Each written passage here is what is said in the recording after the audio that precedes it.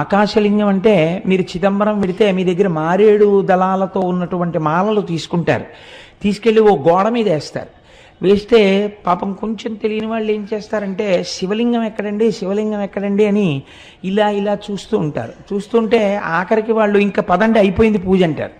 అయిపోయింది పూజ అంటే అసలు శివలింగమే కనపడలేదు, ఇంత దూరం వచ్చిన వాళ్ళు బెంగెట్టుకుని అసలు శివలింగం ఏదండి అంటారు. అంటే వాళ్ళు ఇదే శివలింగం అని గోడ చూపిస్తారు. ఇదేమిటి ఇది శివలింగం ఏమిటి అనుకుని వెళ్ళిపోతే అక్కడ ఉన్న వాళ్ళు అంటారు, అర్థం కాకపోతే అది చిదంబర రహస్యం అండి అంటారు. చిదంబర రహస్యం అంటే ఏమిటంటే ఆకాశము అంటే అంతటా వ్యాప్తి చెందినది.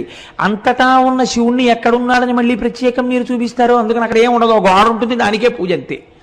అంతటా ఉన్నాడు, అది లోపల తెలుసుకుని పూజ చేయడం. కాబట్టి చిదంబరం ఆకాశలింగం, శ్రీకాళహస్తి వాయులింగం మీకు తెలుసు. అక్కడ రెండు జ్యోతులు వెలుగుతుంటాయి ఎప్పుడు.